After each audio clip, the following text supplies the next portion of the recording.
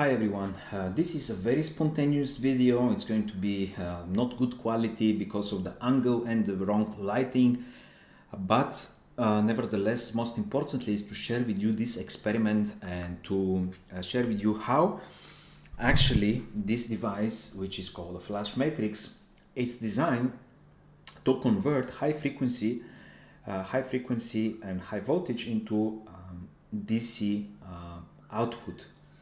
Now, for those of you who are familiar, Bashar is talking about the space-time antenna, which is looking like a sphere inside with a Merkaba, and this device is actually a resonator which will create high frequency and also will increase the voltage because the resonator is amplifying the amplitude, so it's gonna have high frequency, high voltage. So in the process of our job here, we discovered that this flash matrix and the space-time antenna, they are designed to work in the same circuit and they are connected parallel, which means that the top of the space-time antenna is connected to the top here of the flash matrix, and the bottom of the space-time antenna is connected on the bottom of the flash matrix. Now, in this setup here, we're not going to use the space-time antenna because I need to go on my veranda. There is a sun there and you cannot see very well the measurements, but we're going to apply high frequency input here, or signal or pulse, and we're going to convert it into a DC. Now, what you see here in essence, this flash matrix device it's kind of capacitor in first look because there are two copper hemispheres, one on top and one on the bottom. Now, each of them have a flat bottom, which is made out of copper again, which is soldered, and on the center there is a hole because there is a central quartz crystal taking place inside the configuration. Now, it already looked like capacitor because we have one plate, another plate here, and there is a non-conductive material, dielectric material in between. It looks like capacitor, but what is different is that inside the dielectric, in the middle of the dielectric, there is a double Fibonacci spiral, 21 Fibonacci spirals in one way and 34 in the other way, double vortex, which are connected to this central rod. 4 of those spirals are connected to the central rod, but the sandwich of the spirals, it's inside the dielectric, so it's insulated from those two hemispheres, and also the copper rod is protruding, it's going top and the bottom, but it's also insulation. There is a grommet here, there is a rubber grommet which is insulating the central rod from the hemispheres. Now, so in this way we can see that you have capacitor, but inside the capacitor, inside of the dielectric of the capacitor, we have an inductor. Because inductor is basically spiral, it's a loop. And those Fibonacci spirals, they create loop, they create vortex. The energy is rotating inside in one direction and the other direction. But it's rotating, it's creating loops inside. So we can say that the spirals are like inductor, which is in the middle of the dielectric of capacitor, which is very weird, which is very different, very new of what we know. In this way, capacitor and inductor are combined into one whole thing, into one whole idea, in a sense. Now, we connect here 16 volts capacitors, which are about 100 microfarad, and we have fast diodes.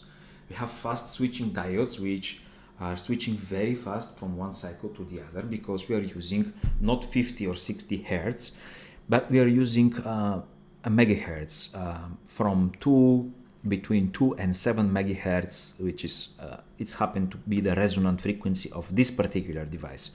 10 volts from peak to peak, which means that the peak voltage is 5 volts on top and 5 volts on the bottom. Now, we have a resistive load of 4 6 volts LED lights. This is 1, it's 2, it's 3, and we have one more here, 4. They have a similar intensity, if not the same intensity, and I will explain now why. So far we have the input from the signal generator in the central rod, and we have the output coming from the hemispheres through these capacitors. But these capacitors, they look like they are connected in parallel, because one leg is here on top, one leg is on the bottom, but they are not the same polarity, which is very weird as well, because this capacitor is minus on top, and this capacitor it's plus on top, and the next one it's minus, and the next one it's plus. So they are in alternating polarities. They are each second capacitor is inverted, it's opposite polarity. So they are looking like a parallel connection, but also they look like in the series, because this is plus, this is minus, this is plus, and this is minus. So this is very weird setup, and it's something that Bashar give us insight to check. But in order, what you don't know, what I recently discovered, that in order to have an output as a DC, we need ground. Okay, without ground, this system is not working. And these fast diodes, which you're seeing here, are components which Bashar did not talk about. He did not tell us to use. He told us only about the capacitors, but he explained that the capacitors, they need to have a plus and minus, which means that they need to be polarized, which means that it's not AC capacitors, but rather they are DC, or let's say they can be electrolytic capacitors. But if you connect electrolytic capacitors here and you have frequency, they won't work if they don't have diodes. This is why I use the diodes, but now you can see that the lights are not working. This is because I disconnected the ground. When we put ground, the ground is working like a reference point in a sense, and it makes the current flowing. Bashar explained that the spirals inside, they are in equilibrium, and if we want to activate them, we need to connect load. We need to find a way to disturb this equilibrium and to make them moving inside, the flow to move, because he said that you have a potential inside, but you need to make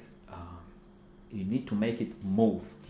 In order to do that, in order to connect ground, because I'm in the second floor, I'm using my oscilloscope, which is off. It's not working. I can switch it on and off, but now it's off. I have two channels here, two probes, and the negative probe, or the negative lead, I connect it and I'm using it as a ground. You can see here, if I touch it with my hand, also I'm serving as a virtual ground, and it's creating some kind of output. But if I connect the ground, the negative probe here, it is working absolutely differently. It's much more output. What you need to know also is that if you connect the ground to the positive terminal, also you have a similar result, or the same result. No matter which way you connect it, you have the result. But if you connect only one ground to this capacitor, the two LED lights which are connected to this capacitor will have a brighter, will shine brighter, and the one that are behind are a little bit dimmer. This means that there is more potential difference close to the reference point. But if we take the other lead and connect it to the other terminal of the capacitor behind, you can see that we make now the potential difference equal, because the brightness is the same in this one, and in this one, and in this one, and also in this one. There are 4 LED lights. Each of them is 6 volts. So what else I would like to share in this video?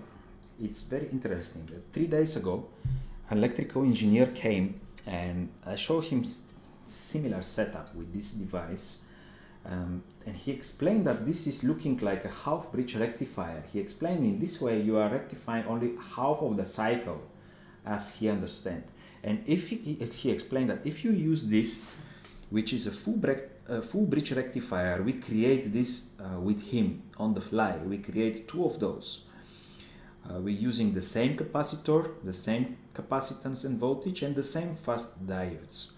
And he explained that he believes that if we connect this in that way, okay, on top and the bottom, we will create double the voltage. We will increase the voltage twice. But what happens is that when we make this and we replace this setup with this, we had twice less voltage. The voltage actually dropped down from 10 to 4.5 volts. And this is something that he could not explain to me why this is happening. And one of the reasons I'm shooting this video is not only to share this with you, but also to ask your opinion on this. What is your expertise? Did you ever manage to, let's say, convert high frequency into a DC current, or what do you think about this setup? Because the capacitors look like they are connected in parallel, okay, because they are on top and the bottom, but because each capacitor is inverted, each adjacent capacitor is with opposite polarity, they look like they're also at the same time connected in series, because this is minus here on top, plus here on top, and then minus on top and plus on top. And it looks like this setup of capacitors is creating sections, alternating predominant sections on the hemispheres. This is it's going to be negative on top, positive on the bottom, and then we're going to have a positive on top and negative on the bottom. And these positive and negative alternating sections will be able to attract the subatomic particles or the electrons and make them move through the spirals to accelerate. Because when they move through the spirals are expanding. They expand. The more they go to the circumference, the wider the spiral is. So this leads to acceleration, and if you have a higher speed with the same mass, this means more energy. Acceleration, it's creating more energy, because if the electron have the same mass but is moving faster, it will create more energy. But this is topic that we're going to talk about different video. What else I want to share with you is that this is a resonator. This DC output, it happens to be only in a specific frequency bandwidth range. Now you can see the brightness. I'm going to go down in frequency, and you can see the brightness. It's now diminishing. It's more. Now this is 100 kilohertz, and you can see 100 kilohertz. I'm increasing the frequency, and the brightness also increase. But if I continue to do this, to increase the frequency, there you can see here in the corner, the brightness is increasing, but to a certain point where it's still at resonance. If we continue to increase the frequency, you will see that the brightness, it will go down, it will diminish, and this means that we go out of resonance. Now it's 14 megahertz, 14.5 megahertz. There is no energy transfer, there is no resonance, there is no DC output here. Again, we're going down. So higher frequency does not mean more DC output. The DC output, it happens only at a specific frequency. Let me clear here. Sorry for the low quality video. It's again very spontaneous. I'd like to share the results with you, and this is my primary focus instead of making very cool video. You can see behind my stuff there, but I don't really care. It's more important to reach out many of you who are excited with this idea, who like innovations, who like discoveries, who are inventing things and stuff like that. So when we approach the resonant frequency at about between 2 and 6 or 2 and 7 million cycles per second, we have the most bright light or the most DC power output. And this experiment, it shows that this is a resonator, as Bashar explained. All those devices that we're working on 3 devices: the space-time antenna, this flash matrix, and the anti-gravity device. All of them, they work with resonance. All of them are resonators. And you can see now at 11 megahertz, very dim. Again, back to the lower frequency. If I go closer, you will see that when I'm changing the frequency, the brightness is on and off, because there are some sweet spots. There is not only one resonant frequency, there are several. There are 2, 3 spots at which the resonance is happening a little bit better than the other.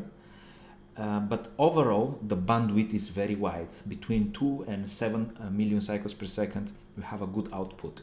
Now, there are many things that I understand about this device, but at the same time, there are many things I do not understand. There are so many layers of knowledge here, and I will do my best to make other videos to explain a little bit more about this, how those spirals create vortex, and why vortex creates a circuit loops, why the circuit loops create a dipole, and the dipole create capacitance, and why this is actually happening.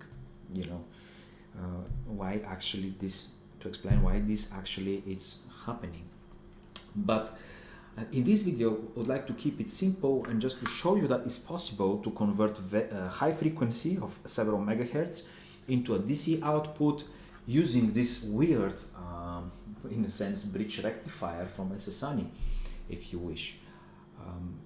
Yeah, this is basically everything. I would like to see if you have any comments on this, if you have any input on this, if you have maybe you have a question on this.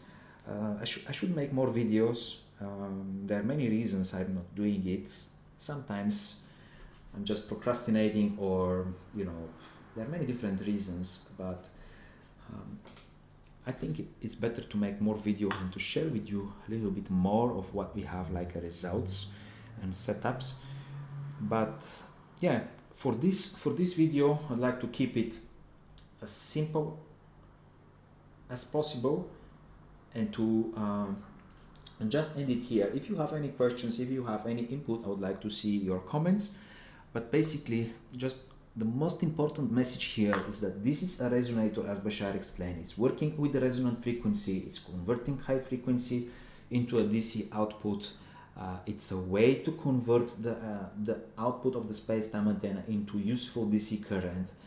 And also, it is an idea which combines capacitance and inductance into a one whole thing, in the way which we never ever thought before. It's combining this inductor is inside the capacitor, in between the electric insulation material which is inside.